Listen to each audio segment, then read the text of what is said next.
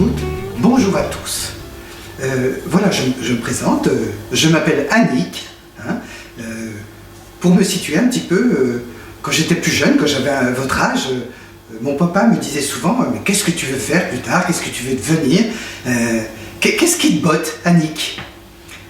Voilà, du coup je suis devenu botaniste. Voilà, hein, j'aurais voulu aussi faire présentatrice télé, mais j'avais un petit peu peur que les gens à chaque fois disent « Oh, c'est Annick !» Voilà, il faut déjà être un peu plus vieux pour comprendre cette vanne-là. Hein, voilà.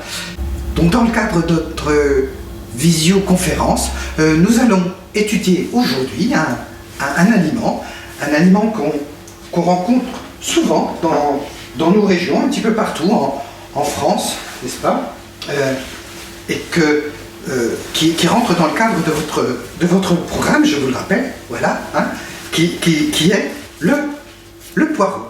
Le poireau, voilà. Donc le poireau, du latin porum, dont la longueur est variable en fonction de l'âge du sujet.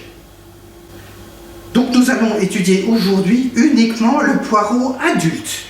Il se distingue par un tube oblong, hein, garni de poils à l'une de ses extrémités. L'origine du poireau est très ancienne. Ce serait Adam qui l'aurait introduit le premier. La culture du poireau a été jusqu'à nos jours florissante. Et il y a plusieurs maisons qui se sont spécialisées dans sa plantation. Ces maisons ont été obligées de fermer depuis quelque temps. Aussi, nous avons gardé une technique artisanale et familiale sur la culture du poireau. Alors, il y a différentes manières de planter le poireau. Mais l'idéal, c'est de le planter dès qu'il atteint 15 cm. Il faut prendre le poireau adulte, bien ferme, hein, et barbu à souhait. Il faut l'enfoncer de préférence dans les terrains vierges de toute culture, ombragés et humides à souhait. Et il réussit particulièrement dans les terrains gras et vallonnés. Le poireau s'accommode très bien du voisinage de l'oignon, et d'ailleurs, dans certains cas, il favorise son développement.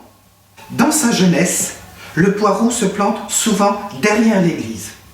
En revanche, le voisinage de la mer lui est néfaste. Oui, effectivement, le poireau attrape souvent des maladies au bord de la mer. On constate régulièrement un durcissement du poireau, surtout lorsque celui-ci est effleuré régulièrement. Et trop longtemps manipulé, il perd son jus et se ramollit. Il est très souvent utilisé pour la soupe, mais aussi pour le pot-au-feu, et généralement accompagné d'un morceau dans la culotte. Alors attention, mesdames, particulièrement, l'abus de poireau peut, dans certains cas, vous donner de l'embonpoint. Alors en Bretagne, on met souvent du poireau dans les moules marinières. Et à Paris, du côté du marché des Halles, c'est bien souvent qu'à propos du poireau, on vous propose la botte. Voilà, donc notre cours sur le poireau se termine. Demain, nous étudierons l'oignon. Eh bien, je vous dis à bientôt, un peu de patience et surtout, prenez soin de vous. Ciao!